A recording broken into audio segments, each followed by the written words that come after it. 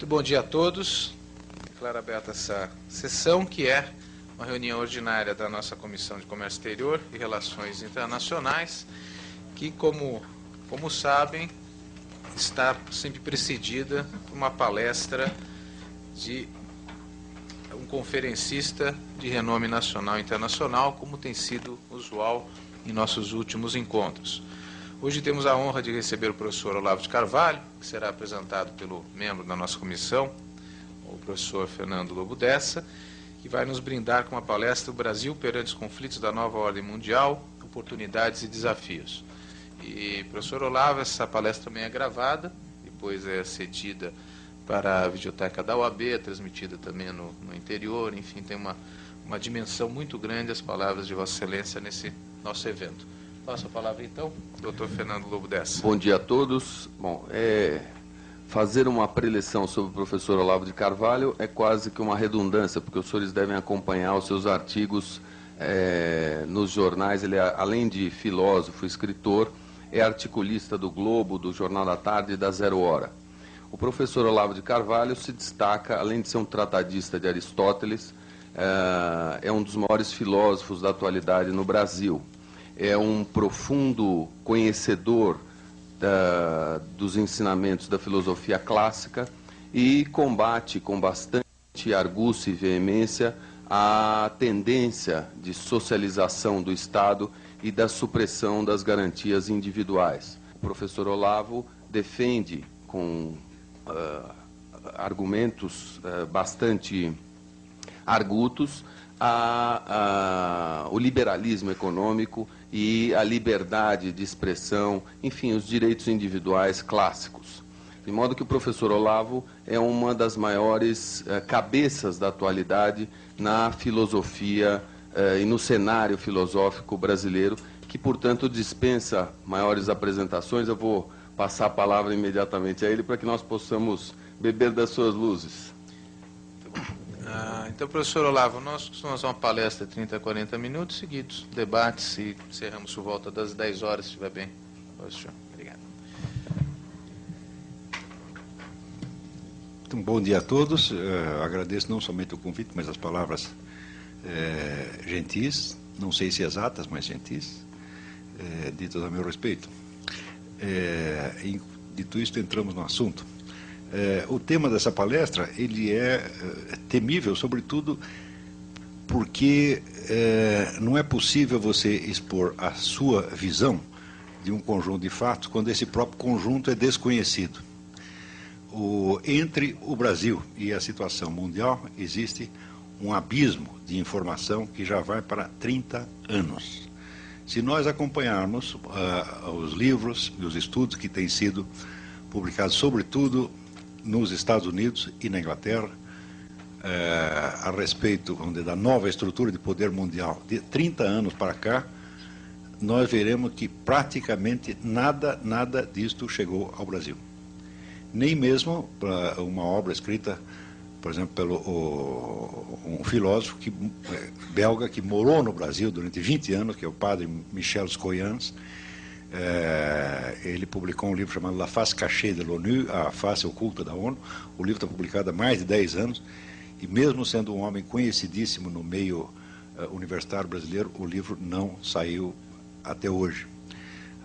Para aqueles que se interessarem, eu posso depois fornecer por e-mail, eu lhes dou o número do meu o endereço eletrônico, para lhes dar algumas indicações de livros com os quais nós podemos começar a tampar este buraco. Você vê que em todo o âmbito das ciências humanas, o documento escrito, ele corresponde exatamente àquilo que é, nas ciências da natureza, os dados sensíveis, a observação dos dados sensíveis.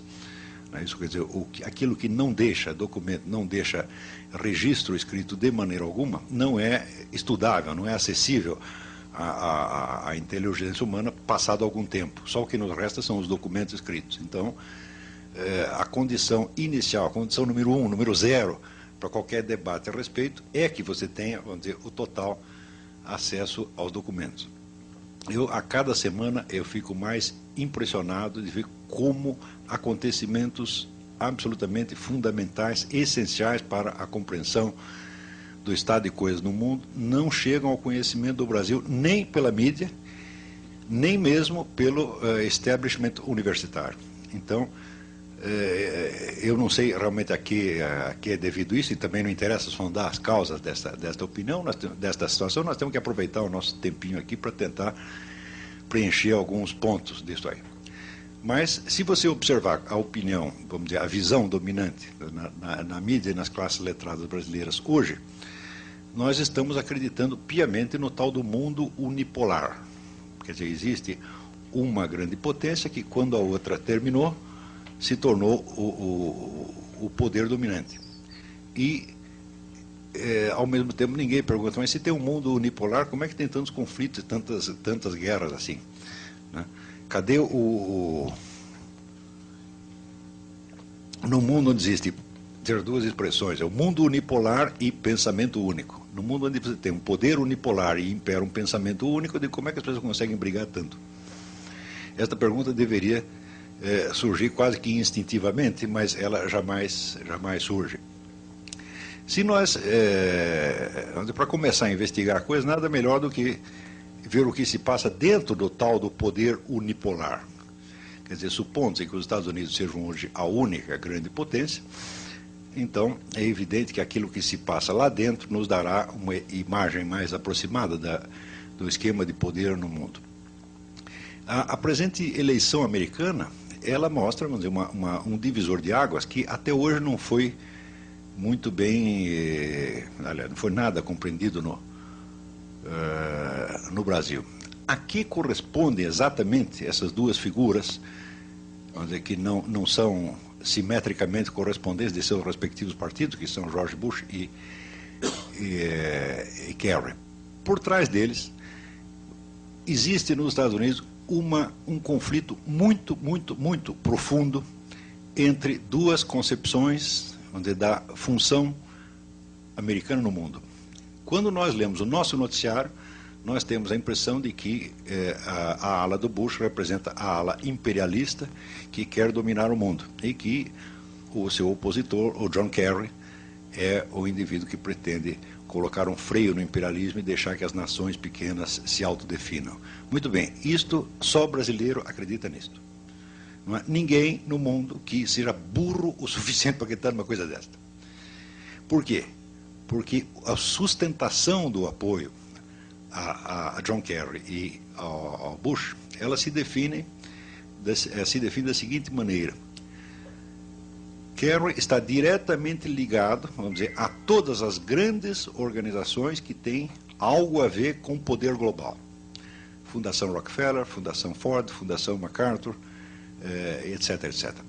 Aquilo tudo que nos Estados Unidos se chama o establishment. O establishment é, vamos dizer, um nome de um conjunto mais ou menos de 200 grandes empresas ou 300 grandes famílias que sempre estiveram, vamos dizer, mais ou menos no poder nos Estados Unidos, e da qual você pode captar algo do pensamento dessa turma através da revista Foreign Affairs, que é a revista do Conselho de Relações Exteriores, tá certo? Se vocês estudarem a história do establishment, ele é exatamente o contrário do que se pensa dele no Brasil. Tudo que no Brasil se imagina como establishment, o establishment seria o topo do capitalismo, né? O comando geral do imperialismo yankee, e seria o suprassumo da direita internacional. Quando você vai rastrear a história do establishment, você verá que, desde o começo do século XX, em todas as eleições americanas, eles sempre apoiaram o candidato de tendência mais estatizante e socialista. Sempre, sempre e sempre. Qualquer sujeito que chegue lá com história de liberalizar a economia, ou com valores conservadores clássicos, nunca foi apoiado, com exceção do Reagan. O Reagan foi o único que apoiaram o candidato de tendência mais estatizante e socialista. Sempre, sempre e sempre. Qualquer sujeito que chegue lá com história de liberalizar a economia, ou com valores conservadores clássicos, nunca foi apoiado, com exceção do Reagan. O Reagan foi o único sujeito que conseguiu, vamos dizer, furar esta barreira. Por que o establishment é sempre vamos dizer, estatizante e mais ou menos socialista. Para entender isso, é preciso investigar um mecanismo que é gerado pelo próprio capitalismo e que funciona assim. O sujeito, dentro da economia de mercado, ele prospera e enriquece de tal maneira, que quando chega a um ponto, vamos dizer, ele percebe que ele não tem mais motivos para continuar submetido às oscilações do mercado. O mercado que o produziu, daí para dentro, se torna uma ameaça para ele. Então, é preciso, vamos dizer, cair fora das leis de mercado para garantir a permanência da grande fortuna pelas gerações seguintes.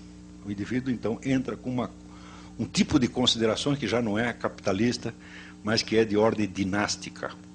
Ou seja, já não se contenta em ser um grande capitalista, mas quer ser um dinasta, alguém que vai garantir o poder para a família por 2, 3, 10 ou infinitas gerações.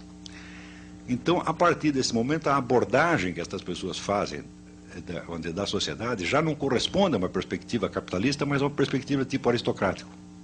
É um poder de tipo aristocrático. Tá certo?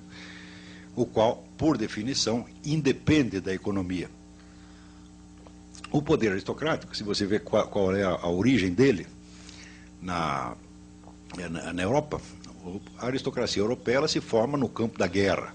São as pessoas que conseguiram organizar, vamos dizer, a resistência às invasões bárbaras e que com isso adquirem, vamos dizer, um poder, uma liderança e são premiadas pela comunidade com terras, dinheiro, etc, etc. Então, esta casta aristocrática ela aparece como um poder de ordem exclusivamente político-militar, nunca econômico.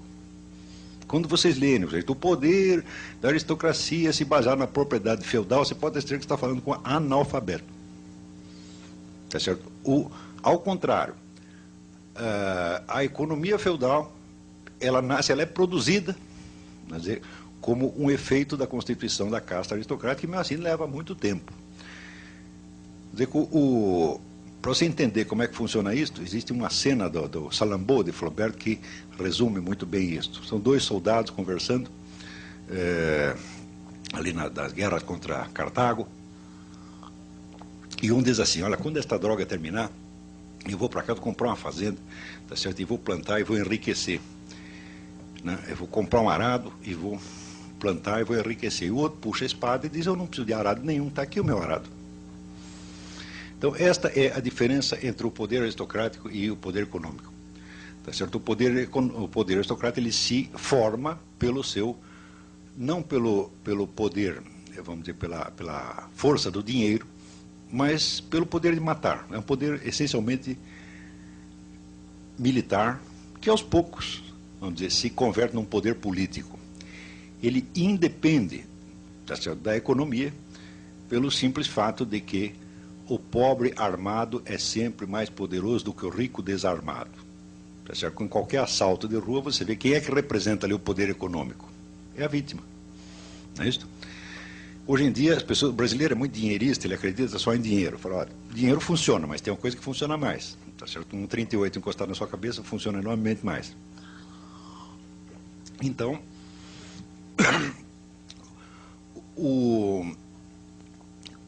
quando algumas, vamos dizer, grandes fortunas se tornam maiores ainda e começam a raciocinar em termos dinásticos, elas têm que vencer o próprio mecanismo da economia de mercado que as constituiu. E só tem um jeito de fazer isso: você tem que dominar o Estado. Tá certo? Então, quer dizer que o poder destas grandes organizações, é econômico até um certo ponto. Depois ele se converte num poder político-militar que já independe do curso das coisas econômicas. Por quê? Porque tem os meios de dirigir, de dominar, de estrangular esse mecanismo do mercado. A essas pessoas eu chamo os metacapitalistas. Metacapitalistas é que eles começaram como capitalistas, mas já transcenderam a condição de capitalistas e se tornaram uma espécie de nova casta aristocrática. Tá certo? A estas pessoas você pode dizer que o capitalismo como tal, o capitalismo liberal, não interessa mais. Então, qual seria a alternativa? O comunismo? Já claro que não. porque há muitas décadas, claro que eles poderiam constituir um Estado comunista, você constitui uma nomenclatura, você domina o Estado e você fica lá eternamente, seria possível fazer isso. Politicamente sim, o que não é economicamente. Porque a economia comunista, a partir do instante em que você estatiza todos os meios de produção, ela se torna completamente inviável. Isso já foi demonstrado em 1922 pelo Ludwig von Mises, quando ele diz o seguinte, ele diz, olha, o que é o comunismo? O comunismo é a economia planificada, tá certo? Para você fazer economia planificada, você precisa fazer um negócio chamado cálculo de preço. Como é que você faz o cálculo de preço? Através do mercado. Se você abole a economia de mercado, não tem preço, portanto não tem cálculo de preço, portanto não tem economia planificada. Então, quem quer que tenha acreditado por 2 minutos em economia comunista, tá certo? Acredita no quadrado redondo, tá certo? Então, isso aí, você não pense que a elite econômica ou que a elite governante soviética não sabia disso, sempre souberam, tá certo? Então, economia, quem quer que diga, nós vamos aqui implantar uma economia comunista, você não vai não. O que você vai fazer é o seguinte, você vai chamar de comunismo e você vai criar um capitalismo subterrâneo clandestino que representará, como representou na Rússia, mais de 50% da economia. Tá certo? E em cima você vai maquiar com um planejamento comunista, feito todinho, exatamente como foram feitas as estatísticas soviéticas, na base, vamos dizer, de dados falsificados. As estatísticas soviéticas não é que elas eram falseadas, elas eram totalmente inventadas.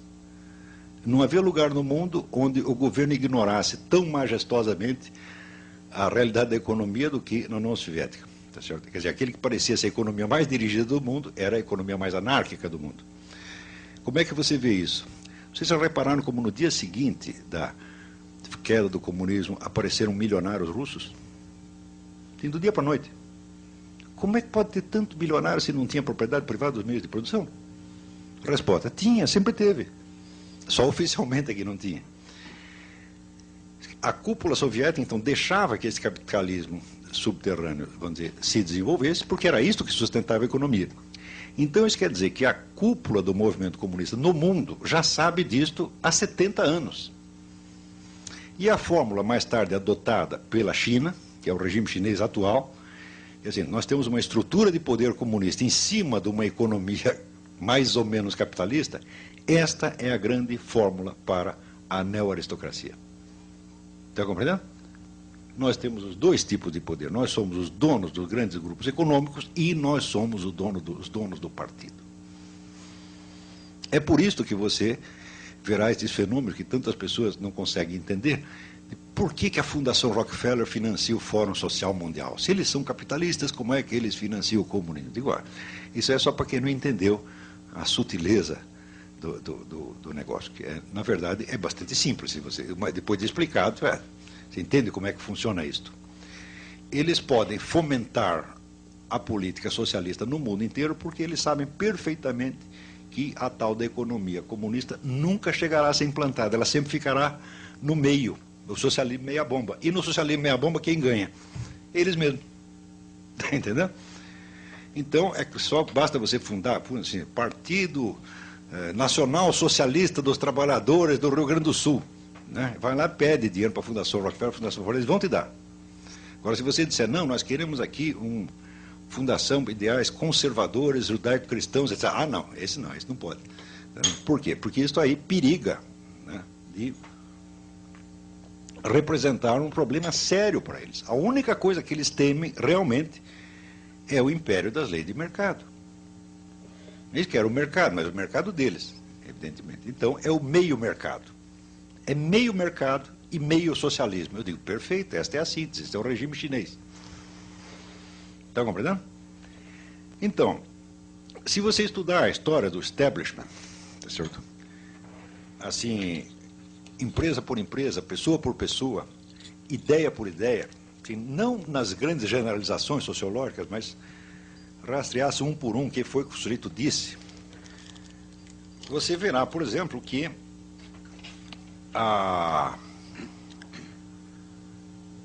dali saiu, depois da guerra, a famosa política de contenção do comunismo. Já ouviram falar de George F. Kennan? George F. Kennan era um diplomata, filósofo americano, que inventou a estratégia de contenção do comunismo. Eu digo, olha, suponha o seguinte, que você está armado até os dentes, rico, tá certo? E você está sendo desafiado por um sujeito pobre e desarmado, não é isso? Mas que quer acabar com você. Tá certo? O que você faz? Você dá um tiro nele ou você se limita a contê-lo? Esta era a situação no fim da Segunda Guerra. A União Soviética estava absolutamente devastada, a sua economia em frangalhos, o exército não existia mais, mas mesmo assim tinham aquela posição agressiva de se expandir e tomar o mundo. Daí chega o americano e diz, não, nós vamos fazer uma política de contenção. Hoje, a contenção é mostrada como se fosse, vamos dizer, uma decisão da extrema-direita, mais extremada. Imagina que coisa, tentaram conter o comunismo. Mas acontece que a alternativa que se discutia na época não era entre você conter o comunismo ou você deixar ele fazer o que quisesse. Era entre contê-lo e destruí-lo. E optaram pela contenção. Tá certo? Então, a contenção significa o seguinte, o comunismo é tremendamente útil para nós. Nós não podemos acabar com ele. Se acabar com ele, nós vamos ter que inventar outro movimento socialista para pregar a estatização da economia por toda parte. E como eles já estão fazendo isso, então deixa que façam, porque eles implantar o regime que eles estão dizendo, eles não vão fazer porque ele é economicamente inviável. Toda vez que eles tentarem fazer isso, eles vão se endividar, e para quem que eles vão pedir dinheiro? Para nós mesmos. Como sempre aconteceu, né? O regime comunista sempre sobreviver de ajuda ocidental, estatal ou privada. Então, não vale a pena acabar com o comunismo, é preciso contê-lo. Então, quer dizer, esta pequena consideração estratégica dessas grandes fortunas custaram aproximadamente, no mínimo 40 milhões de vidas humanas, que foi o que o comunismo matou depois disto. Então, as pessoas que tinham meios de liquidar com aquilo já depois da guerra, não liquidar, não, deixa crescer, é bom para nós. Então, quando as pessoas imaginam que essa grande elite econômica é cínica, eu digo, você não sabe o que é cinismo, põe cinismo nisso, é muito mais do que você está pensando. É? Então,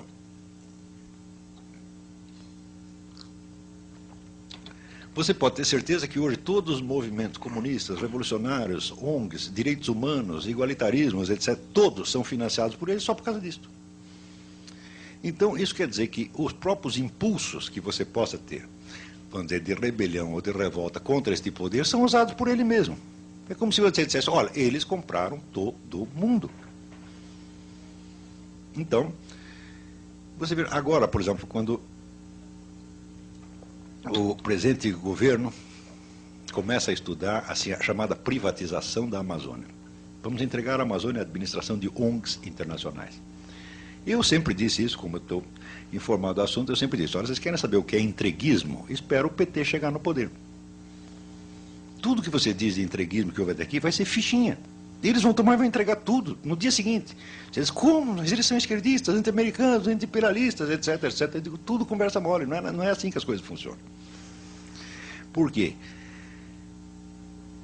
Porque o grande imperialismo que existe hoje não é o imperialismo propriamente americano, é o imperialismo global, tá certo? Que alia o establishment americano a estes grandes movimentos esquerdistas, entre aspas, já que até hoje se deve usar até isso entre aspas, do mundo, aos grandes organismos internacionais e aos remanescentes do poder soviético. São todos parentes, todos trabalham juntos, e para você confirmar isso é só você perguntar quem paga quem financia quem. Existe um site na internet que chama Activist Cash, o dinheiro dos ativistas. É só você ver lá, você vai rastreando, olha, aqui saiu o dinheiro do fulano, banco tal, para a ONG tal, que repassou para não sei quem, aí você vai entender que existe, vamos dizer, é uma rede de sustentação do poder global, que vai desde o establishment nova-iorquino, tá certo? Até o MST.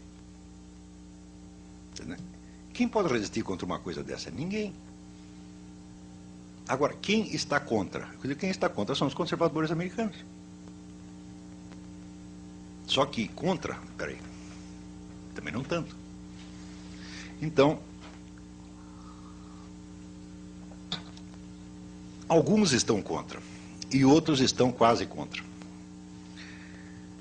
Por quê?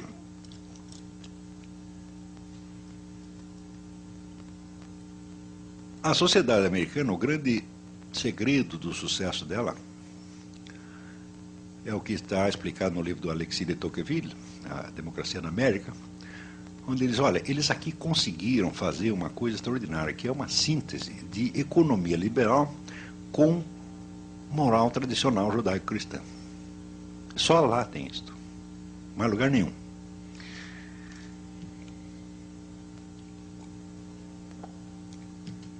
E acontece que este novo esquema de poder internacional, ele não quer nem uma coisa nem outra, não pode ter nem economia liberal, tá certo? Por quê? Porque isso aí corroeria, vamos dizer, tornaria vulnerável de novo o poder do establishment, ele estaria novamente à mercê da economia de mercado, em vez de controlá-la, tá certo? E também não pode ter a moral judaico-cristã, porque se você tem uma moral estabelecida de ordem tradicional, então o povo se comporta de acordo com aquela moral. E você, para dirigir o curso dos acontecimentos históricos, é preciso que você invente a moral. Para você mudar a conduta das pessoas, você tem que ter os meios de, em poucos anos, você trocar os valores morais delas, tá certo? De modo que elas aceitem aquilo que antes consideravam inaceitável. Então, quando você vai ver toda a grande revolução dos costumes morais que tem no mundo, é o movimento gay, é isso, é aquilo, da onde sai a grana? Dali mesmo. Não porque eles estejam muito interessados em gays, etc. Claro que não. O que importa não é o conteúdo destes movimentos. O conteúdo é só para contentar os militantes. O que importa é o efeito real, o efeito objetivo que estas coisas têm na sociedade. Se você tem ao mesmo tempo, vamos dizer, centenas de movimentos corroendo os princípios morais antigos e propondo novos, o que acontece? Vamos dizer, a própria aceleração da mudança, tá certo? Torna impossível as pessoas se adaptarem seriamente à nova situação. Então você acaba vivendo de simulação.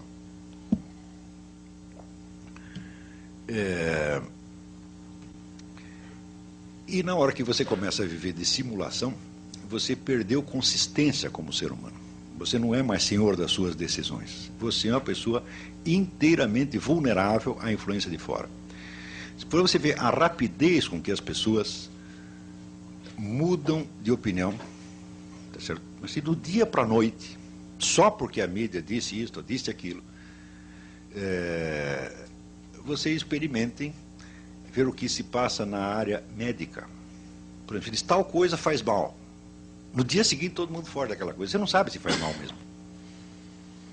Então, esta área, estas campanhas médicas que alertam contra isso ou aquilo, elas são, por exemplo, uma espécie de laboratório de controle social.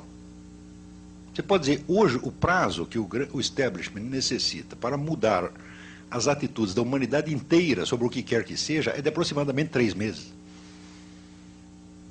Tamanho, vamos dizer, o poder que isto concentrou nas mãos. E aquelas correntes e organizações que acreditam, que você acredita, que elas mesmas acreditam estar fazendo oposição a isso, acreditam que são os anti-imperialistas, são financiados pela mesma central. Tá certo? Ora, nos Estados Unidos, um certo grupo de pessoas intelectuais conservadores há 50 anos começou a perceber esta coisa. E falou, peraí, nós não queremos isso. Nós queremos viver no antigo sistema americano. Nós queremos a moral judaico-cristã, queremos as liberdades individuais, tampouco nos lixando para isso. Quanto à posição americana no mundo, nós nos contentamos em ser a nação mais rica, mais poderosa, mais culta, etc, etc. Nós não queremos inventar não queremos ter que administrar o mundo inteiro. Tá certo? A loucura atual é tamanha que é este pessoal que aparece na mídia como se fosse os imperialistas que querem dominar o mundo. E outro, justamente a Fundação Ford, Rockefeller, etc, etc, por trás de Kerry, aparece como se fossem os anti-imperialistas. Né? Eu digo, bom, no mundo, hoje em dia está um pouco difícil enganar as pessoas a esse ponto. Nos Estados Unidos não conseguem enganar, mas aqui enganam a todos por causa da falta total de informação circulante. Tá certo? Vamos dizer, a bibliografia existente sobre isso é tão grande, que eu não consigo sequer completar a lista de livros. Vamos dizer, eu comprei e li uns 200. Que ninguém leu aqui, ninguém nem sabe o que é isso, ninguém sabe do que eu estou falando. Tá certo? Pega a pessoa mais culta do país, elas não sabem. Por quê? A informação circulante depende apenas de 2 meios: mídia, os jornais, televisão e o movimento editorial.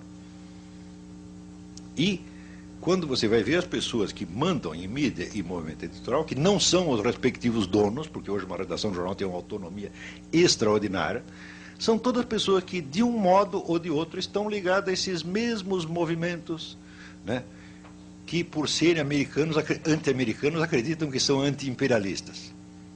Então eu digo, olha, houve uma conspiração geral das ilusões. Eu engano você, você me engana, né, eu conto uma história da carochinha para você, você conta uma para mim, e nós todos estamos contentes. Resultado, ninguém busca uma informação fora do que está circulando há 30 anos. Tá certo? Não é proibido buscá-la. Você pode perfeitamente, né, importar os livros, observar o site da internet, mas acontece que, pela média, ninguém se lembra de fazer isso. Quando você começa a fazer isso, você descobre que as coisas não eram exatamente do jeito que você imaginava, você fica muito confuso, porque você estava imaginando. Qual é a visão antiga? Existe aqui o imperialismo, o capitalismo, que está aliado a, vamos dizer, imperialismo, que está aliado a valores conservadores, etc, etc. E, por outro lado, existe, vamos dizer, o socialismo, que está aliado ao nacionalismo, ao anti-imperialismo, etc, etc. De repente, toda a sua cabeça fica bagunçada. Quando você percebe que os estereótipos que você está usando não correspondem à distribuição real dos papéis dos agentes efetivos. Quando você vê que, veja só esse dado, por exemplo, eu lembro quando teve o Fórum Social Mundial, eu estava em Porto Alegre, né, e eu tinha ido dar um curso lá e me botaram num hotel de 5 estrelas. Tá certo? E de repente o hotel de 5 estrelas estava cheio de pés rapados. Tem um monte de cara de MST, sem terra, quer dizer, vocês sem terra num hotel de 5 estrelas. Eu digo, como é possível uma coisa dessa? Eu, do meu bolso, não poderia pagar este hotel. Eu só estou aqui porque me chamaram por um dia para dar uma conferência. Como é que eles conseguiram aí? Quem pagou isso? Quando você vai ver da onde sai a grana, é Fundação Ford, Fundação Rockefeller, etc, etc. Fala, pera um pouquinho. Uma das boas maneiras de você saber qual é o sentido do que o sujeito está fazendo é saber de onde vem o dinheiro dele. Não é isso? Porque ninguém vai pagar para você fazer o contrário do que ele quer. Isso aí, você pagaria? Não é isso? Então, hoje em dia nós continuamos raciocinando e tentando escrever a situação internacional nos termos dos estereótipos dos anos 50. Tipo assim, o petróleo é nosso, né? A Amazônia é nossa. Eu digo, por exemplo, você quer defender a Amazônia contra quem? Contra o imperialismo yankee. Eu digo, mas você faça a lista das ONGs que estão lá, não tem nenhuma americana, pô. É belga, é alemã, e são todas, vamos dizer, reconhecidas pela ONU. Existe uma ONG que pode pedir registro na ONU, de maneira que ela passe a integrar o esquema da ONU. Tá certo? E todas as ONGs que estão lá são desse tipo. Então, claro que tem algumas que, vamos dizer, tem indivíduos e até grupos americanos que financiam, mas não tem nada a ver com o governo americano. O esquema está na ONU e não no governo americano. O governo americano esqueceu da América Latina há 20 anos. Ele não está fazendo absolutamente nada aqui. Vamos dizer, para disfarçar a tremenda penetração desse novo poder internacional, o pessoal fica gritando contra o imperialismo americano e acredita, por exemplo, que o imperialismo americano vai atuar através da ALCA. Eu digo, mas como pode ser através da ALCA se o tratado a ser discutido na ALCA não está nem escrito ainda, não houve proposta nenhuma? Como é que você pode dizer que uma proposta é escorchante se ela não foi feita? E se a redação da proposta incumbirá também a você? Né? É a mesma coisa assim, você quer fazer um negócio comigo? Vamos sentar e conversar. Você está querendo me roubar, esse é proposta leonina. Eu falo, mas eu não fiz nenhuma, pô. Então, a ALCA não existe, tá certo? E se ela existir, se ela vier a existir, Então, a quem ela favorecerá? Supondo-se que haja um negócio leonino, a estes mesmos grupos. Estes mesmos que subsidiam o MST, etc. É sempre a mesma coisa. Então, é o seguinte, olha, eu acredito mesmo que existe um mundo unipolar, mas não está nos Estados Unidos. Embora uma boa parte de seus componentes sejam americanos mesmo. Para você ver como a gente enxerga as coisas invertido nesse país, faça uma análise do que aconteceu na Colômbia. A toda hora você vê aí circulando protestos contra, vamos dizer, a ingerência americana na Colômbia, o imperialismo americano que está lá para sufocar os pobres narco-guerrilheiros que são heróis da liberdade, etc. Vocês nunca viram isso? Todo mundo diz isso. O Plano Colômbia, uma ingerência imperialista. Como é que funcionou o Plano Colômbia? O Plano Colômbia do governo Clinton foi formulado na seguinte base: nós, americanos, nós damos toda a assistência ao governo colombiano para que combata o narcotráfico com uma condição: não toque na guerrilha. Resultado, todos os cartéis vieram abaixo. E ficou tudo para quem? Para a Farc. Graças ao Plano Colômbia, a Farc se tornou, vamos dizer, o maior poder militar latino-americano com um orçamento superior ao de todas as forças armadas latino-americanas somadas. Você vai dizer, mas que burrada do governo Clinton. Eu digo, você acha que o governo Clinton é meio burro a ponto de fazer uma coisa dessa? Se você ajuda a combater todos os delinquentes menos um, o que acontece com esse um? Ele se torna o único, né? Ou seja, isto é claro que foi intencional. Ora, passado um tempo, você vê que o presidente da Bolsa de Mercadorias de Nova York, cujo nome me esqueço, é um sobrenome italiano, foi fazer uma visita ao Raul Reyes, visita de cortesia ao comandante-geral das Farc. E ficaram 3 dias lá no meio do mato conversando, sabe-se lá sobre o quê. O que se sabe é que 1/3 da grana que circula pela Bolsa de Mercadorias de Nova York é do narcotráfico. Então, você vê, o pessoal de fora fica achando assim, não, o imperialismo americano está sufocando, né, a pobre guerrilha. Eu digo, não está sufocando nada, está ajudando. Mas, vamos dizer, os estereótipos de que existe aqui o nacionalismo de esquerda contra o imperialismo americano ainda continua na cabeça de todo mundo. Ou seja, nós somos como um ator que, assim, que, olha, esse sujeito aqui está representando o Hamlet, você faz um baita sucesso no Hamlet, aí acaba a temporada do Hamlet e chamam você para representar o Otelo, tá certo? E você chega lá no Otelo e continua, ser ou não ser, essa questão, etc. A peça anterior está completamente deslocado da nova situação. Eu não digo que entenda perfeitamente a nova situação, não, também não entendo. Isso aí é muito complexo, é muito abrangente demais. Isso não é coisa para uma cabeça humana, isso é coisa para alguns milhares de cabeças humanas tentando pensar, tá certo? E, infelizmente, eu só tenho a minha. E pode ter certeza que ninguém está me ajudando a entender isso. Ao contrário, ninguém parece que quer entender. Na mídia, pelo menos, não querem. Quando você levanta essas perguntas, dá aquele mal-estar, aquela coisa assim, e todo mundo varre a poeira para baixo do tapete. Ou então inventa, não, você está falando isso porque você é um direitista extremado. Eu não sei se eu sou direitista extremado, não sei, estou querendo saber. Você está entendendo? Para mim, as pessoas se definem por direita e esquerda, não pela análise que elas fazem da situação, mas pelo tipo de proposta que elas oferecem para um regime, não é assim? Eu nunca ofereci proposta nenhuma. Se perguntar qual é o melhor regime para o Brasil, eu falo, eu não sei. Eu não tenho capacidade para inventar isso, não. Eu me limito a tentar investigar o que está acontecendo aqui. Então, quando o que está acontecendo é descrito em termos, vamos dizer, que desfavorece uma certa corrente que quer o poder, bom, ela vai dizer que você faz parte do inimigo.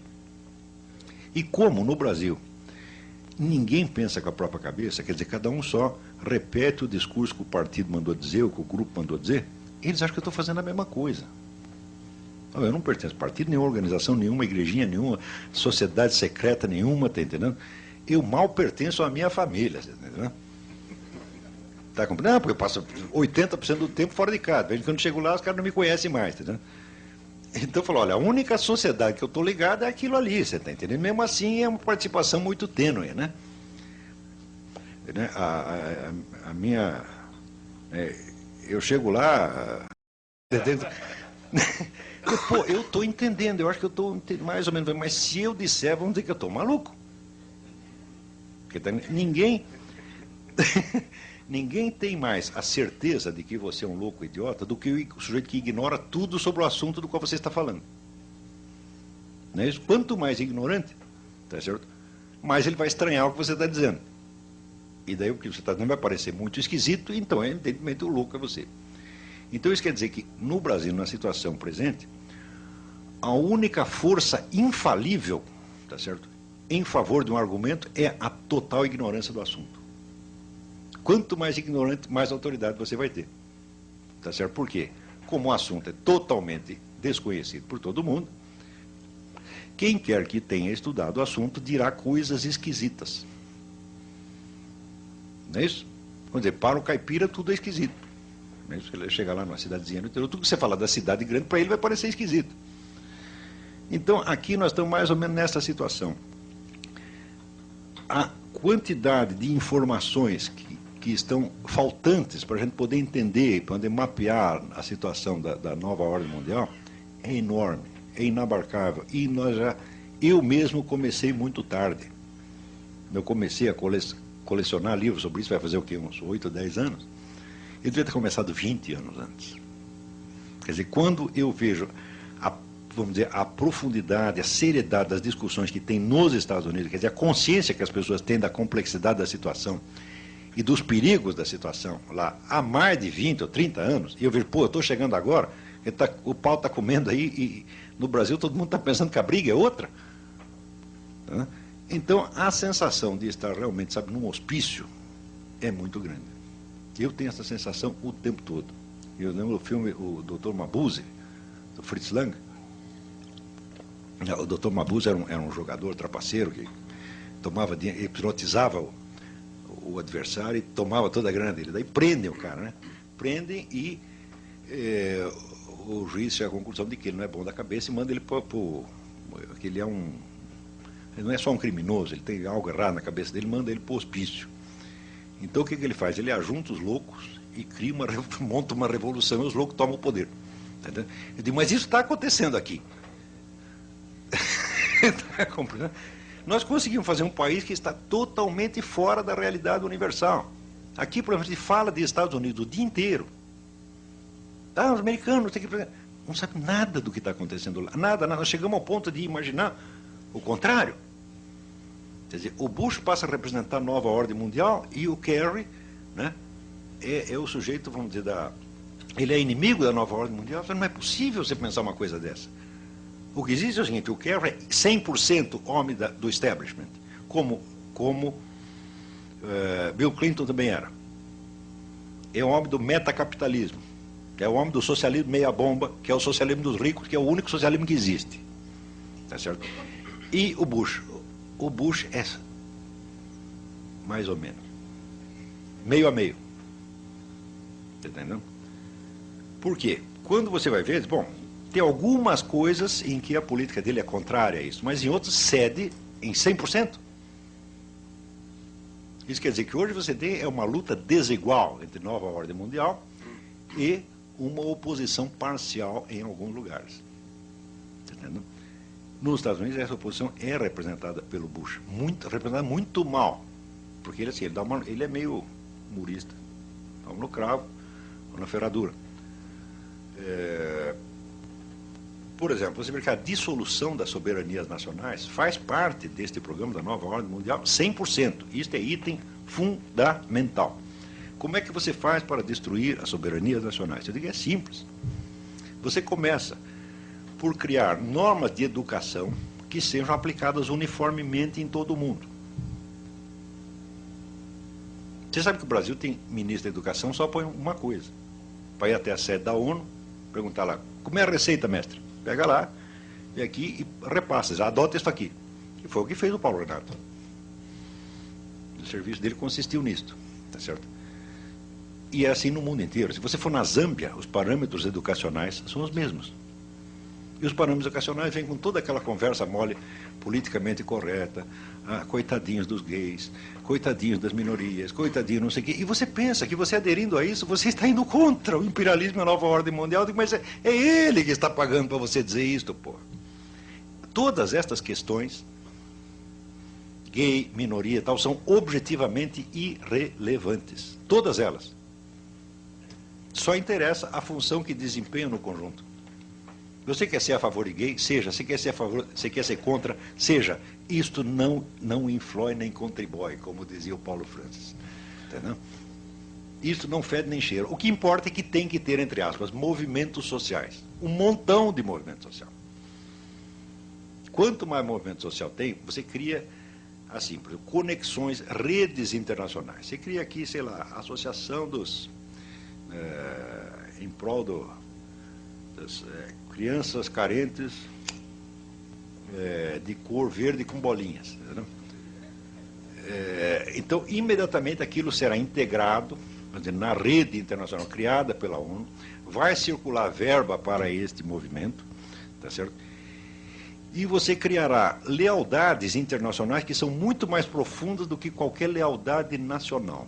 Qualquer pessoa ligada a qualquer movimento social no mundo, ela está mais, vamos dizer, o vínculo político dela é muito mais com a rede internacional do que com o seu país. Então, imediatamente, acabam as soberanias. Você não precisa acabar com elas no papel. Porque, veja, a grande mudança social, cultural e política que está sendo implantada no mundo, ela não é uma obra de improviso. As pessoas ficaram 100 anos pensando isto.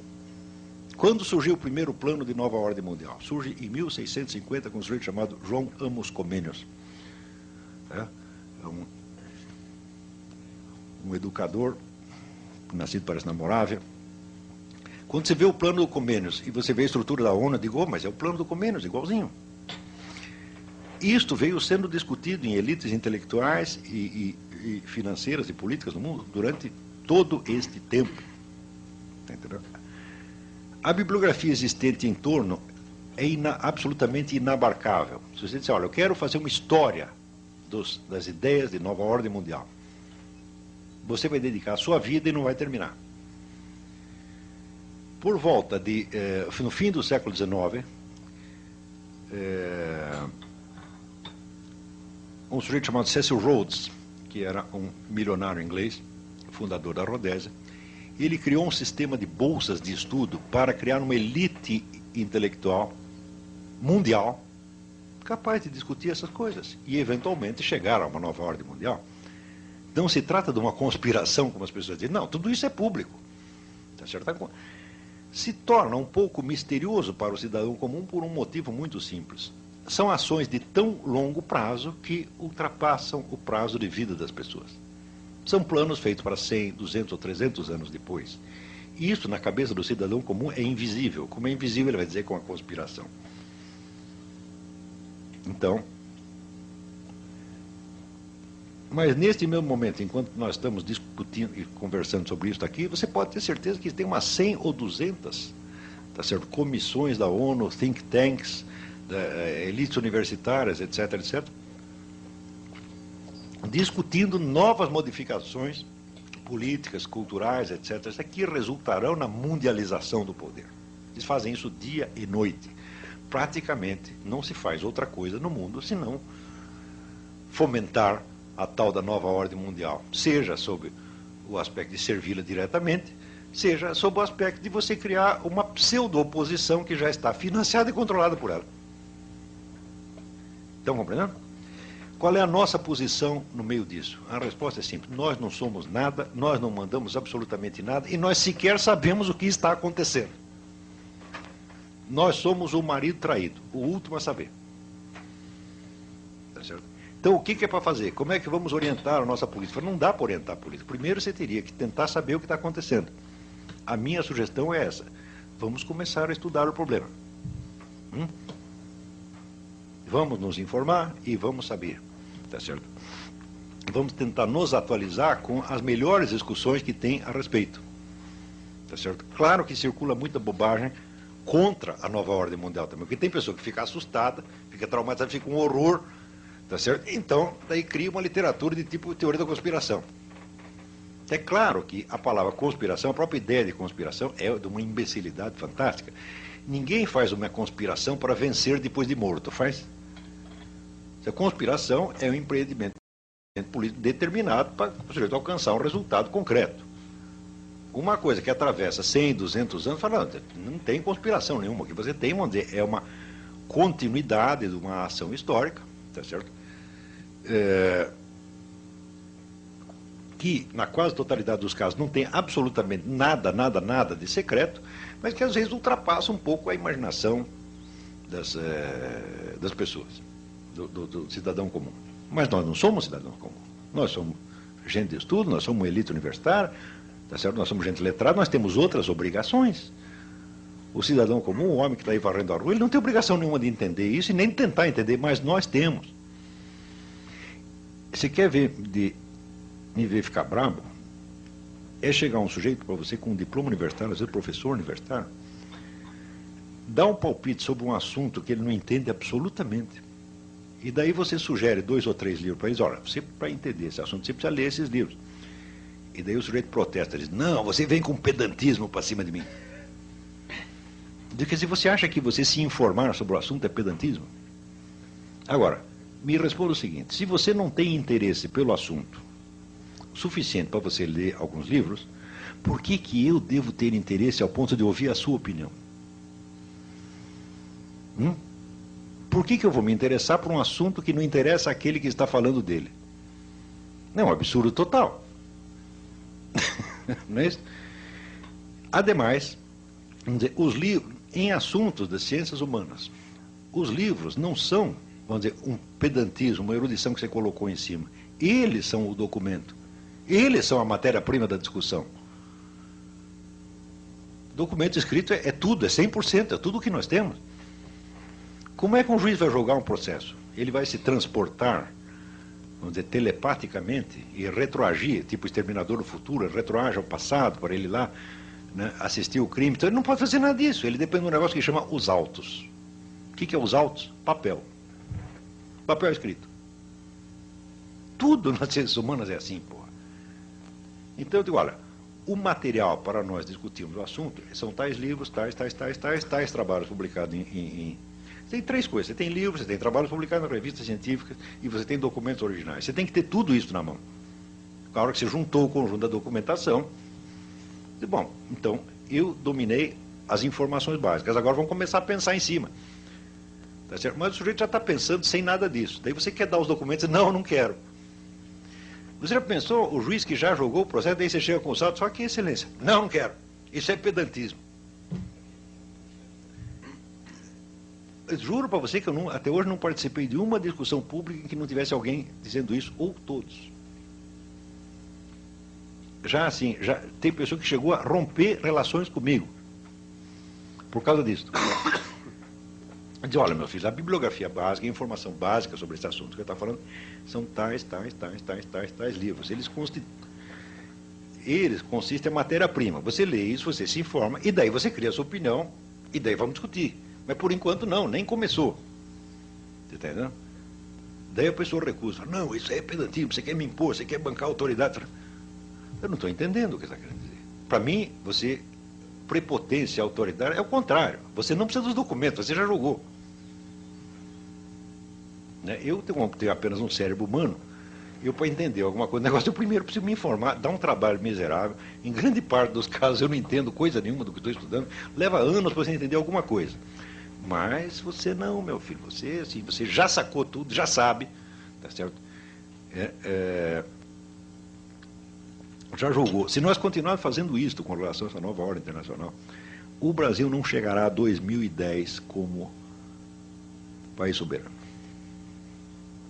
Não chega mesmo. Para desfazer esta coisa aqui, é muito mais fácil do que vocês imaginam. Porque se entregar mesmo a administração da Amazônia para essas ONGs, quem vai protestar? Ninguém pode protestar. Porque toda a oposição, entre aspas, nacionalista, entre aspas, nacionalista, esquerdista, anti-imperialista, está vinculada a essas mesmas ONGs. Está entendendo? Então, justamente aquelas pessoas que estão sempre preocupadas em defender a soberania nacional, essas mesmo vão ficar quietas.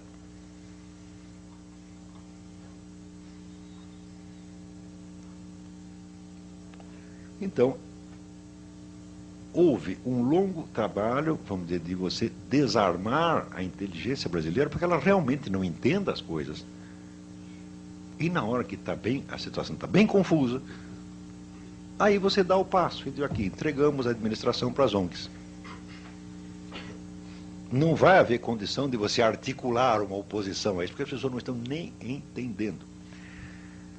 Como é que nós vamos fazer oposição se eles estão entregando para os índios, e se a gente estava lutando em favor dos índios? Então, o que é comprometer a pessoa? Está todo mundo com o rabo preso numa coisa ou na outra. Não com o rabo preso financeiramente, por corrupção, não, mas pela concepção e pelos valores que tem defendido.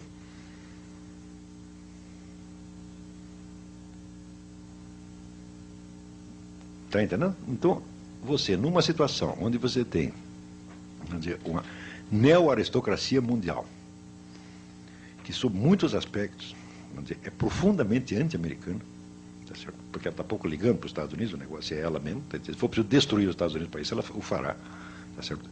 Assim como destruirá qualquer outro país, e onde você tem uma atuação multilateral, onde às vezes movimentos políticos opostos são controlados pelas mesmas fontes. Dentro de uma situação enormemente complexa dessa, nós ainda estamos tentando julgar tudo com os estereótipos dos anos 40, o petróleo é nosso, essas coisas todas.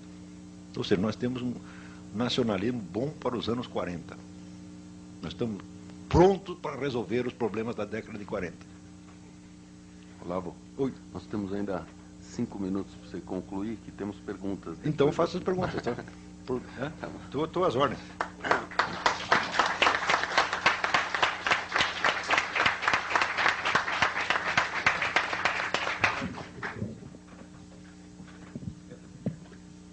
Agradecemos a brilhante exposição do professor Olavo de Carvalho, que nos demonstrou muito o sentido do que é filosofar, né? O que esquecer, do que é o perguntar o núcleo, procurar identificar o problema, sem talvez conseguir ter a percepção da solução. E talvez somente nenhum de nós o possa ter e possa abarcar, enfim, todas essas modificações na estrutura mundial. Modificações essas que Vossa Excelência também demonstrou que não são modificações, quer dizer, no fundo, nós trabalhamos sempre também com o sentido egoístico do ser humano, e se o ser humano detém o poder, seja o poder das armas, seja o poder do dinheiro, ou se nós unimos o poder da arma e do dinheiro, é evidente que vamos dizer, o espectro de influência social no mundo é tremendo. Também é fato que a erosão dos valores morais e sociais da sociedade também culminam por ser um instrumento de manipulação.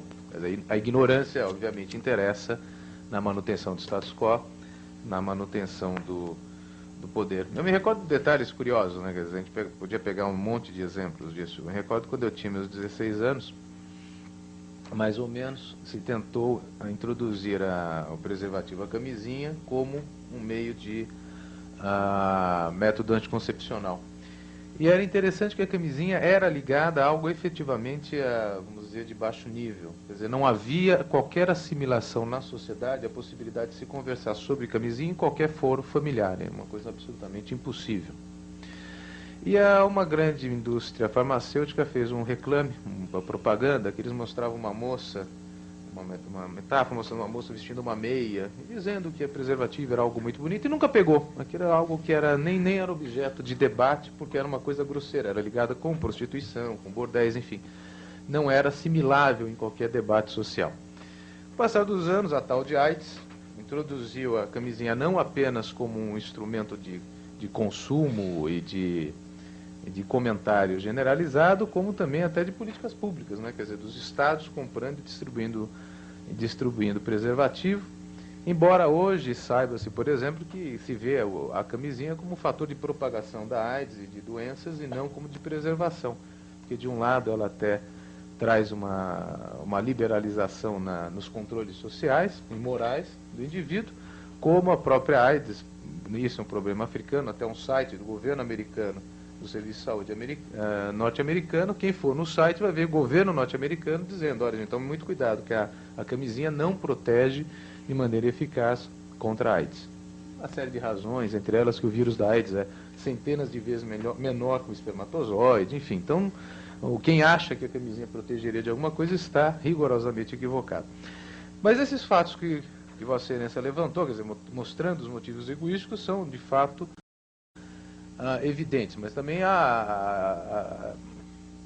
Aristóteles colocava a própria ignorância como um fator de escravização natural, né? Quer dizer, o ignorante é um escravo da sua própria natureza. Então, de um lado, nós temos que ter um movimento de esclarecimento. De outro lado, nós precisamos ver que a sociedade não consegue, numa dinâmica muito eficiente, dar esse esclarecimento generalizado. Então, Vossa Excelência debate para as elites se formando podem ficar esclarecidas e auxiliar em movimentos de mudança.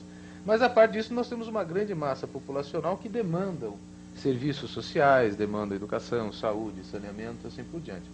Só dentro do contexto desenhado é que me parece que, não quero chamar isso de uma visão maniqueísta sua entre bons e maus, mas onde são os idealistas? Quer dizer, mesmo nos grandes grupos não há um idealismo, claro, são todos manipulados? Claro que é, mas claro que há. Enfim, mas só para terminar. Então, essa é só uma colocação que eu coloco para a provocação, e que talvez o que pudéssemos fazer é passar, talvez, breves questões, se o senhor preferisse, talvez, anotar, e responderia todas na sequência, se estiver bem. Tá bom? Perfeito. Agostinho, por gentileza. Depois, quem quiser, por favor, já me fale. Apenas também, colocação breve de duas perguntas. Eu estava me lembrando, Antônio Carlos, e ao ouvi-lo primeiro, Antônio Carlos depois, lembrando de alguma coisa que dizia, que escreveu Pontes de Miranda. Pior que a ignorância são os males da meia-ciência. O grande problema que nós temos é que alguém lê uma manchete e já acha que conhece todo o assunto. Mas eu tinha duas perguntas a fazer e rapidamente. Eu sou um daqueles pedantes que lê livro. Que coisa horrorosa. De acordo com a sua classificação. E ainda confessa. E ainda confesso. E outro dia, veja, não, e é questão de pedantismo mesmo, porque a gente como advogado, com mais experiência e tudo mais, eu recebo livros de presente, por incrível que pareça. Outro dia quem me deu de presente foi um desembargador, me dando os livros que o pai dele tinha, ele ia jogar fora, e o pai dele, que era advogado também, me deu, então, uma série de livros. E é interessante, porque livro realmente serve para duas coisas, né? Uma é calço de mesa, outra é para vender a peso, porque realmente é o que acontece hoje no Brasil. Mas ele me deu esses livros, e um deles que eu peguei era um livro de Benjamin Constant, não brasileiro, de 1829, falando sobre o poder mundial, e se detendo ali, na França, na Rússia, na Inglaterra, com certeza, falando dos Estados Unidos, que em 1829 ele já previa quem seria os Estados Unidos, e falando do Brasil alguma coisa que eu achei interessante, dizendo que é o seguinte, que o Brasil era um gigante que tinha o corpo na América e a cabeça na Europa. A minha pergunta hoje, primeira pergunta é essa: onde está a cabeça do Brasil hoje? Se é que tem. Se é que tem. Primeira pergunta. A segunda é o seguinte: nós temos hoje uma tendência mundial à formação dos blocos regionais. A discussão que se faz em termos de direito internacional normalmente é o seguinte: quando se forma um bloco regional, tipo União Europeia, tipo NAFTA, Mercosul, existe uma transferência de soberania, ou seja, perda de soberania do país, ou uma delegação de soberania, como querem outros. E eu fiquei muito interessado quando mencionou justamente essa questão da perda da soberania, que me parece que aí realmente é que existe, reside todo o busilis da questão. Realmente, existe uma perda, o movimento é de perda de soberania e está sendo indicado, então, seria orientação desse establishment ou não. Basicamente, são apenas duas questões para lhe criar problemas. Não, perfeito. Primeiro, respondendo aqui, mais uma? Mas eu não vou conseguir lembrar. Professor Olavo, num primeiro momento, fixou a premissa de Alex Tocqueville, que realmente é primorosa, no sentido de síntese, de que a sociedade americana estava fundada naquela prosperidade constatada por Alex de Tocqueville, na moral judaico-cristã. Considerando que a religião judaica, a religião cristã, ainda persistem no mundo e com uma certa força, como está esta moral judaica e cristã diante dessa manipulação denunciada pelo professor? Anselmo. Não, peraí, mas se acumular mais perguntas, eu vou ficar maluco. Mas eu estou anotando. Faz mais. Eu anotei para o senhor. Porque tem um ditado árabe que diz: só um perfeito idiota se propõe a responder todas as perguntas. Não, eu já responder alguma. Eu poria o Anselmo. Tem mais alguém para formular? Você é a Paula. Então, Anselmo, por favor. E Paula. Acho que a gente está sem microfone, Anselmo. Então, se você puder ser breve e alto. Ambos são estudantes de Direito. Por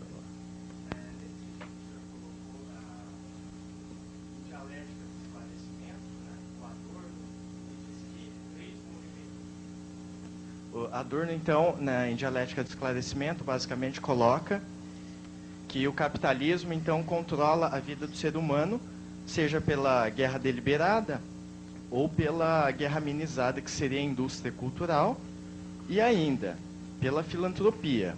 São esses movimentos sociais que ele consideraria como vigia pobre, né? Justamente esse cinismo que o senhor atribuiu a esses movimentos ou ONGs que fazem esse tipo de política. E, nesse sentido, também eu gostaria de perguntar se o senhor concorda que a gente caminha, ou estamos ainda numa espécie de idade média, onde o conhecimento, a universidade, os livros, enfim, não é a realidade para a grande maioria da população e fica se discutindo entre elites. Essa é a minha colocação. Obrigado. Não sei se eu entendi Paula, a pergunta, última. mas... Acho que eu resumiria. Se eu estiver errado, eu falo. O Anselmo me corrige. A Paula, por favor, você passa aqui, Anselmo, por gentileza. Professor, eu tenho acompanhado, né, as notícias de jornal justamente com relação à ONU e o Conselho de Segurança, e eu queria entender melhor a intenção do Brasil de ter uma maior representatividade no Conselho de Segurança e como, e tendo em vista essa mentalidade do Brasil justamente de não estar a par do que acontece mundialmente, se essa representatividade do Brasil no Conselho de Segurança iria ser viável mesmo poder ajudar no final, né? Quer dizer, nas decisões que hoje estão sendo proferidas e que, na verdade, não estão podendo ser executadas justamente pela falta de democratização. Não sei bem explicar isso no que acontece hoje, né? Com os membros antigos que foram desde a criação da ONU, que nunca mais foi alterada. Né? Era mais ou menos isso que eu queria entender melhor. Se eu conseguir resumir as questões. Vamos lá. Bom, primeiro a minha questão é assim: onde está o idealismo na formulação das políticas públicas? Como ele pode, enfim, influenciar, né, a formulação das políticas públicas? Não é melhor fazer uma por uma, eu vou responder, daí você lê a seguinte? Pode ser. Eu diria, as três eu acho que tem a ver aqui. Idealismo primeiro, na formulação... eu acho essa pergunta fundamental, porque tá dizendo, pô, mas é tudo maligno, os caras estão querendo nos ferrar. Tá? Não, é claro que não é assim. Tá certo? Tem um verso de William Blake, né, que diz: "And Caiaphas was in his own mind a benefactor of mankind." Quer dizer, Caifás, quando condenou Jesus Cristo, achava que estava fazendo um bem, que era um benfeitor da humanidade. Tá certo? Quer dizer, nós temos sempre que tentar interpretar as pessoas e os grupos, em primeiro lugar, o primeiro elemento que nós temos. Então, para compreender uma situação, isso já dizia Aristóteles, a primeira coisa é o discurso do agente. O que o agente diz a respeito daquilo que ele mesmo está fazendo. Tá certo? Nós não precisamos nem concordar, nem discordar, mas este elemento vamos dizer, um componente da situação. Quando nós vemos o discurso dos agentes da nova ordem mundial, dos inumeráveis agentes que tem, você vê que existe ali uma grande quantidade, tá certo, de utopismo humanitário. Os caras acham que estão fazendo um grande negócio mesmo. Cecil Rhodes acreditava que, vamos dizer, o futuro da humanidade dependia daquilo que ele estava fazendo, tá certo? Então, eles podem estar totalmente enganados, mas nós não podemos dizer, não, esse pessoal só está agindo por interesses malignos, tá certo? Não, a coisa realmente não é assim, A coisa pode ser objetivamente maligna, embora não sendo subjetivamente. O sujeito pode estar assentado numa visão falseada da realidade e pode, sobretudo, ele estar agindo, vamos dizer, num âmbito, numa dimensão, num horizonte que é muito maior do que ele mesmo compreende. Então, como disse, o sapateiro subiu além das chinelas. Tá certo? E é justamente por esta pretensão, vamos dizer, abusiva, que se torna maligno. Quando você vê, se você estudar a história de Adolf Hitler, você verá em Hitler uma coisa muito peculiar. Ele não era um sujeito inculto. Ele sabia páginas e páginas de Nietzsche e Schopenhauer de cor. Sabia, vamos dizer, as óperas de Wagner de cor e tal, mas tinha uma coisa característica: ele só tinha cultura alemã. Ele nunca na vida tinha lido um único livro estrangeiro. Não é uma coisa estranha? Aqui existe um personagem caricato, que é assim que é o Policarpo Quaresma. Tudo que é estrangeiro, Policarpo Quaresma não lia. E existe um sujeito que fez a caricatura de si mesmo, um escritor francês chamado Paul Léotot, tá certo? Que era um nacionalista francês, e perguntaram para ele se ele tinha lido a Bíblia. Ele disse: eu não leio livros que não foram escritos em francês. Então, como é que um tipo assim, vamos dizer, profunda, totalmente provinciano na sua cultura, ao mesmo tempo ele tem planos de escala mundial? Não é esquisito? Pelo menos o Policarpo Quaresma queria reformar só o Brasil. Mas Hitler, só sabendo da Alemanha, queria reformar o mundo. Não é normal isto. É totalmente esquisito, desproporcional. Este problema, vamos dizer, do incapaz, que tem um poder infinitamente superior ao seu horizonte de consciência, é um fenômeno da modernidade. Porque os meios de poder aumentaram muito. E eles podem concentrar facilmente na mão de incapazes. Então, admitamos a hipótese: na cabeça dele, Hitler era um benfeitor da humanidade. Só que é o seguinte: ele não sabe o que é humanidade, ele não sabe o que é o bem, tá entendendo? Ele está no mundo da lua e querendo nos impor vamos dizer, aquela visãozinha desse tamanho que ele tem. Ele quer nos vestir aquela camisa de força. Você está entendendo? Então, vamos dizer, não podemos julgar as pessoas nem pelo seu idealismo e nem pela sua má intenção. O problema não é este. Você não precisa de má intenção para você fazer um estrago extraordinário. Basta você estar lidando com coisas que estão acima da sua capacidade. Porque aí, isso já implica a prepotência.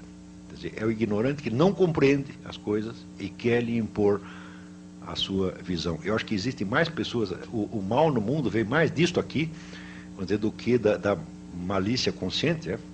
Segunda pergunta. Eu tenho três que eu acho que a gente pode consolidar, que é do Dr. Agostinho Papaula, que é onde está a cabeça do Brasil, se há uma perda de soberania, uma delegação de soberania, e esse papel do protagonismo do Brasil nos foros internacionais, principalmente no Conselho de Segurança, se tem benefícios ou não para o país e para a humanidade, vamos dizer assim. Você veja, se você pensar a cabeça do Brasil, e você estudar a história da inteligência brasileira, a inteligência, vamos dizer, a classe letrada atuante, aquilo que o Pierre Bourdieu chama as classes falantes, quer dizer, as pessoas que atuam através do conhecimento. Se você pegar a elite letrada do tempo do Império, tá certo? Ela era de nível internacional. Qualquer um daqueles, um Oliveira Lima, um Joaquim Nabuco, tá certo? Era idêntico a qualquer outro, qualquer concorrente americano ou europeu. Isso foi caindo, até um ponto do inimaginável. Né? Quer dizer, a degradação intelectual do Brasil, ela não pode mais ser, não há mais meios de descrevê-la. Eu outro dia até estava lendo as apostilas daquele pedagogo romeno, Reuven Feuerstein, que é especialista em recuperar a inteligência de meninos retardados mentais. E ele obtém sucesso. Ele pega um sujeito retardadinho mental, daqui a pouco o rapaz está estudando cálculo integral. Realmente ele tem uma técnica fantástica para isso. E ele faz uma lista de 28 deficiências básicas da inteligência humana. Né? E eu fui pegando uma por uma e analisando discursos públicos, tá certo? De intelectuais à luz daquilo. Não estou brincando. Parece cômico, mas não é. Eu estou falando a sério. Ele diz, por exemplo, a incapacidade de você apreender constantes por trás de um fluxo de acontecimentos. Isto no Brasil é quase obrigatório.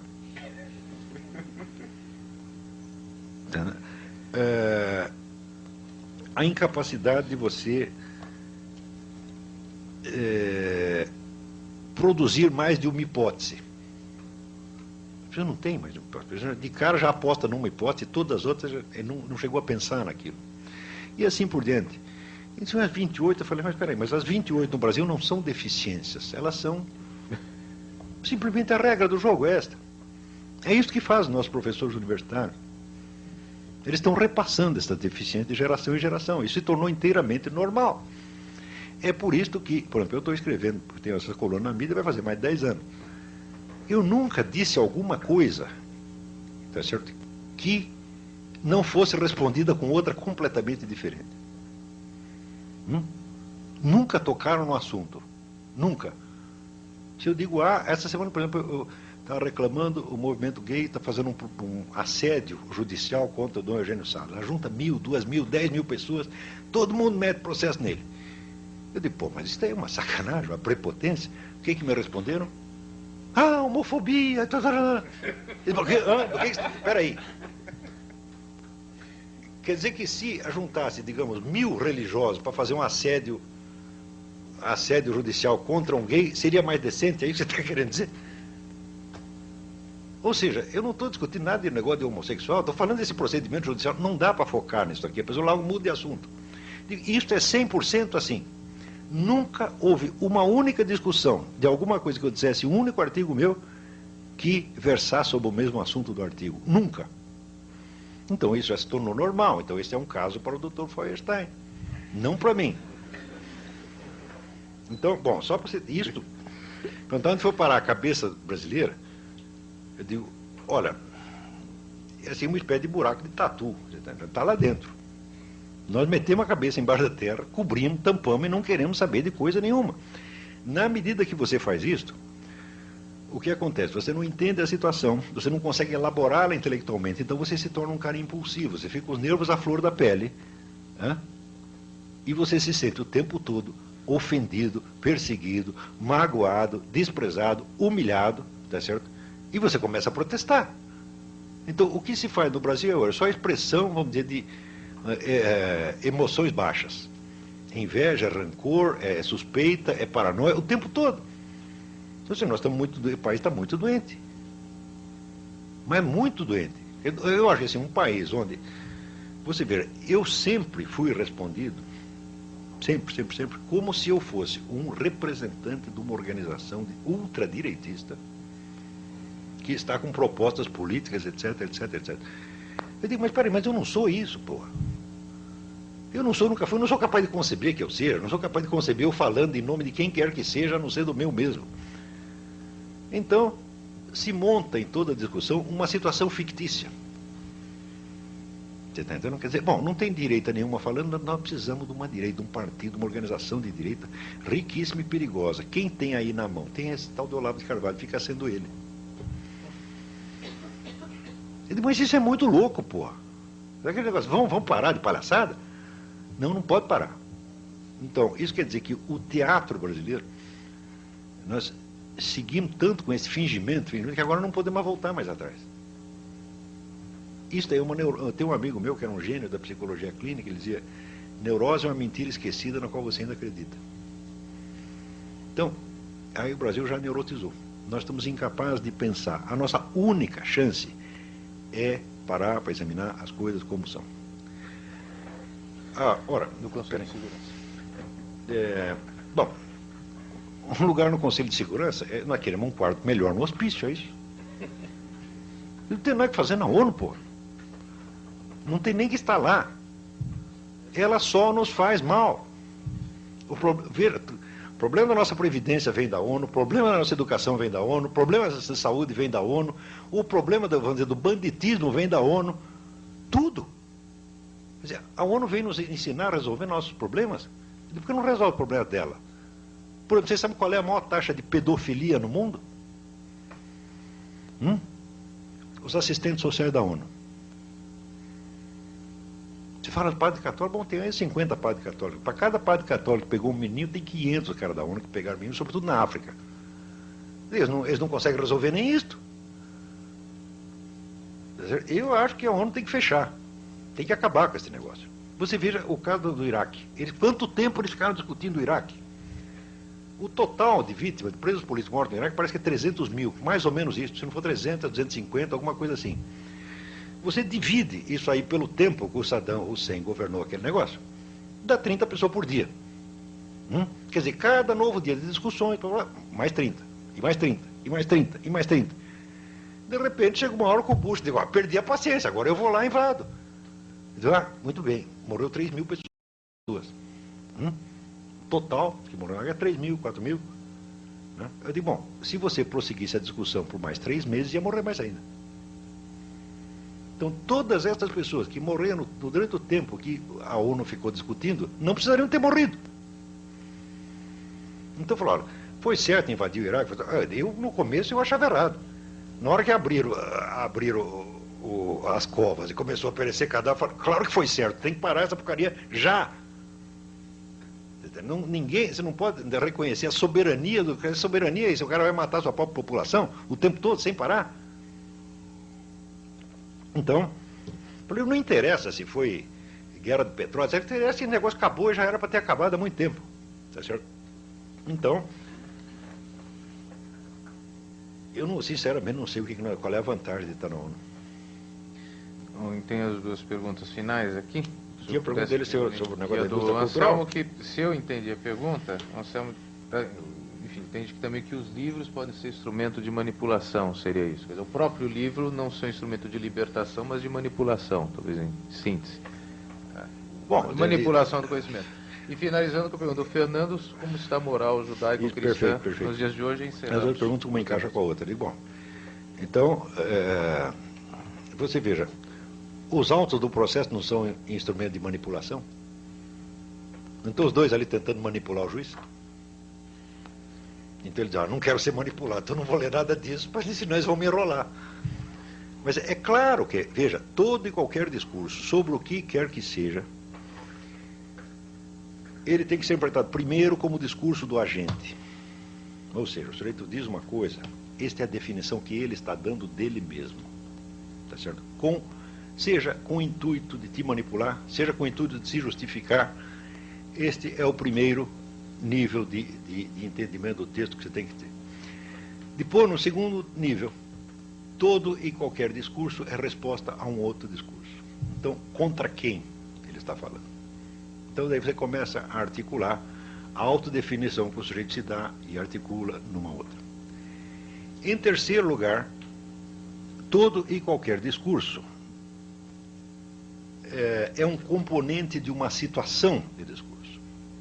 Então, quando você pega, primeiro, a autodefinição do agente. Segundo, a relação que ele tem com o seu antagonista, o seu parceiro, etc, etc. E terceiro, ele, quando um componente da situação, fala, bom, se você, depois de tudo isso, você conseguir ser manipulado pelo discurso, é porque tu é muito burro.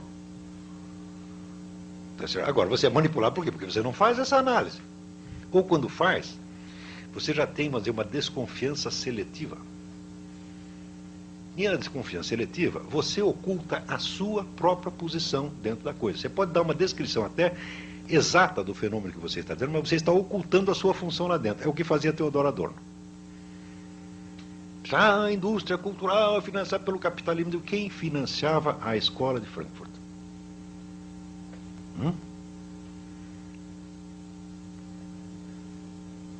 Estas mesmíssimas forças que eu estou me referindo.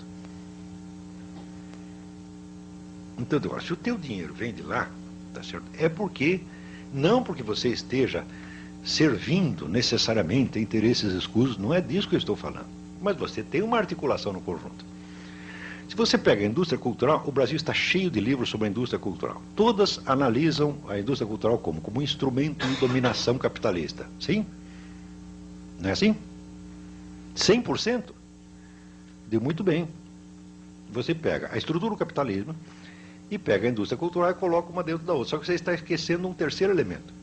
Qual a composição sociológica das pessoas que fazem a indústria cultural? Sociológica, ideológica, etc, etc. Se você perguntar assim para mim, olha, se você pegar toda a indústria cultural brasileira, pergunta assim, quantos moralistas reacionários judaico-cristãos tem na indústria cultural? Resposta, nenhum.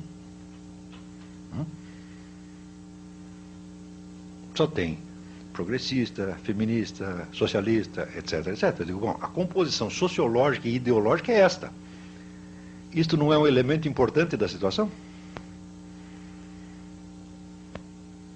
Estão compreendendo? Então, é claro que a indústria cultural é um componente importante da estrutura do capitalismo, mas ela funciona a favor ou contra? Ela foi feita para manter o status quo ou foi feita para mudá-lo? E para mudá-lo, vamos dizer, transferir o poder da mão dos capitalistas para a mão de quem? Eu digo, é sempre assim, dos capitalistas para os metacapitalistas. Sempre. Através de quem? Dos bons serviços prestados pela intelectualidade esquerdista, incluindo Teodoro Adorno. Então, quando um sujeito ele entende, ele consegue descrever fenômenos da realidade, mas ele não sabe qual é o papel que ele está tendo ali, ele está como que em estado de transe, em estado de hipnose. Ele é um sujeito que está representando uma peça, mas ele esqueceu que é peça. Ele acha que é realidade. É isto que eu chamo, é um estudo que eu fiz, chama paralaxe cognitiva. Paralaxe cognitiva é quando o eixo da descrição que o sujeito dá da realidade não coincide com o eixo da sua situação existencial. Então é como se ele estivesse aqui, mas ele está descrevendo esta sala como se ele estivesse lá na outra rua. E uma coisa não combina com a outra. Toda a escola de Frankfurt padece de paralaxe gravíssima, gravíssima. Nenhum deles nunca sabia onde estava.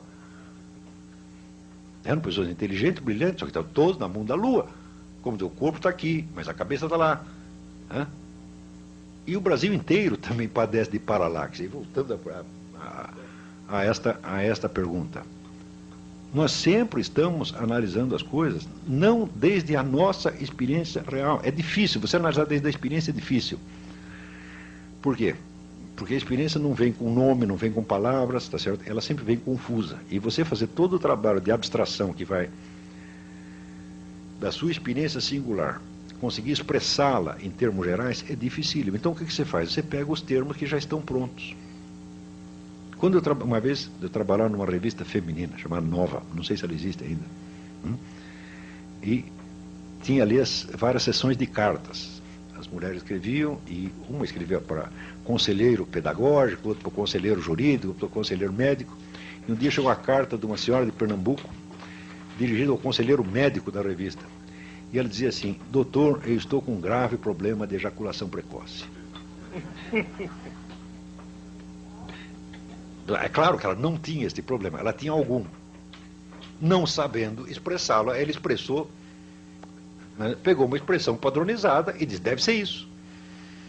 As nossas análises são todas assim. É mulher se queixando de ejaculação precoce, homem se queixando de problemas menstruais. Eu digo, bom, algum sofrimento você tem, mas não deve ser esse. Está entendendo?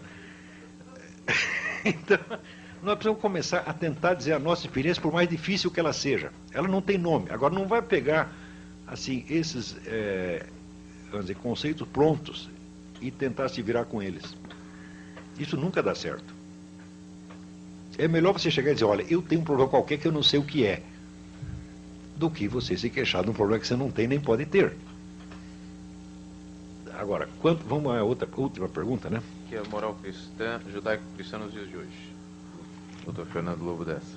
Bom, quando o Tocqueville disse que o segredo do sucesso americano era exatamente a articulação que eles tinham feito entre a economia liberal e a moral judaico-cristã,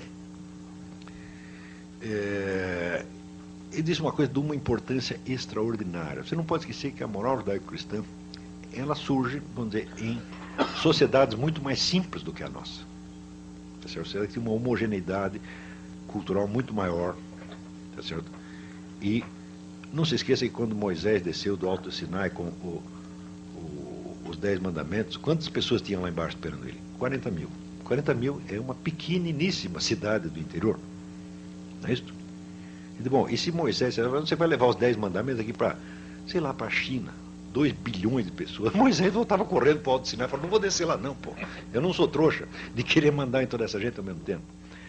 Numa sociedade complexa dessa, que tem até o fenômeno que o cara chama de multiculturalismo, a homogeneidade moral é uma utopia completa. Então, o que é preciso fazer? É preciso fazer um arranjo sábio. O único país que tinha o segredo desse arranjo sábio era os americanos.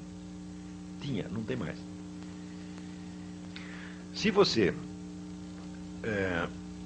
diz, bom, nós vamos abolir a moral judaico-cristã e agora nós estamos, vamos dizer, ou vamos inventar outra, ou ficar sem nenhuma, vamos nos guiar pelas leis de mercado, vamos nos guiar pelos ideais socialistas, etc, etc. Então você está muito louco. Essas coisas não se fazem assim. De primeiro, a pessoa não tem ideia do que seja uma religião. Acreditam que a religião é um negócio de fé. De fé. A religião é uma doutrina na qual você acredita sem ter razões para acreditar. Todo mundo acha que a religião é isso. Até quem acredita em religião acredita. Eu digo, nenhuma religião é isso. Entre o surgimento do cristianismo e a formulação da doutrina cristã passaram-se alguns séculos.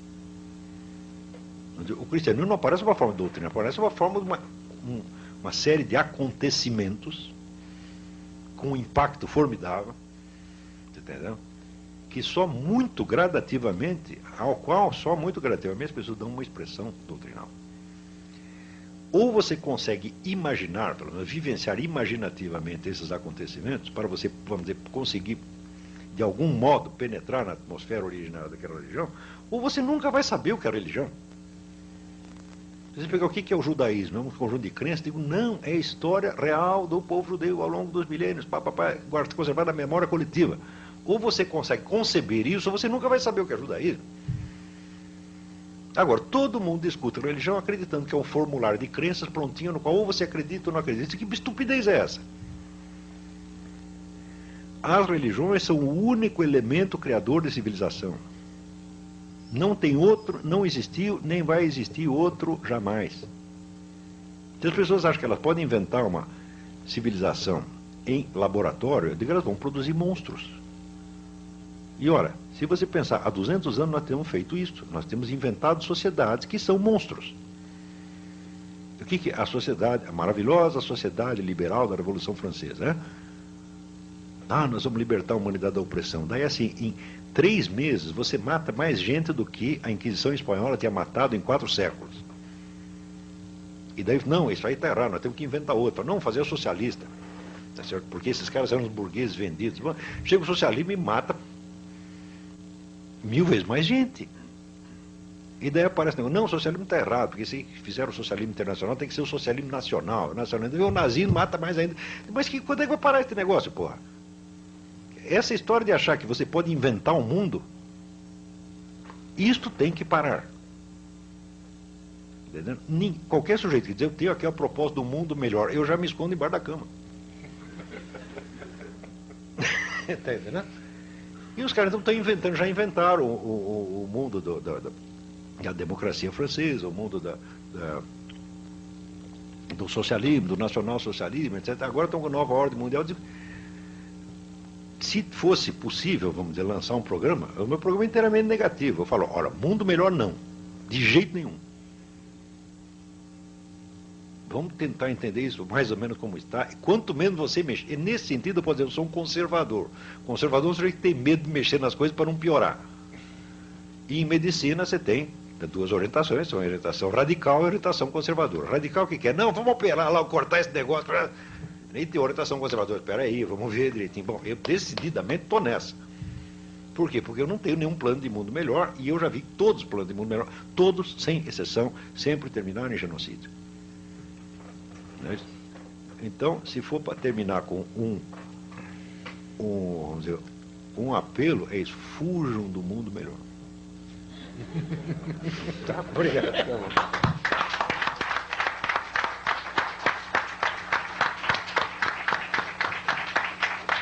Temos a agradecer a aula do professor Olavo de Carvalho. Certamente todos sairemos com muito mais indagações do que respostas, que parece ter sido a provocação de Vossa Excelência. E sobre engenharia social tem um livro muito bom, que é o do Paul Johnson, Modern Times. No Modern Times, o Paul Johnson traça todo o século XX as várias experiências de engenharia social, que demonstrando todas as experiências sociais terminaram em genocídio e continuam terminando em genocídios, como o senhor bem colocou. Eu passaria a Vossa Excelência pelas mãos do nosso membro, a quem agradeço, que fez essa ponte, convidando Vossa Excelência para a participação, uma placa comemorativa desta data, que diz: a Ordem dos Advogados do Brasil, pela Comissão de Comércio Exterior e Relações Internacionais, tem a honra de homenagear com a presente placa o ilustre conferencista, professor Olavo de Carvalho, pela brilhante conferência proferida nesta data, sobre o tema Brasil perante os conflitos da nova ordem mundial, oportunidades e desafios, São Paulo, 6 de agosto de 2004. Assina o nosso presidente Luiz Flávio Borges Durso, presidente desta casa, e eu como presidente dessa comissão. Muito obrigado.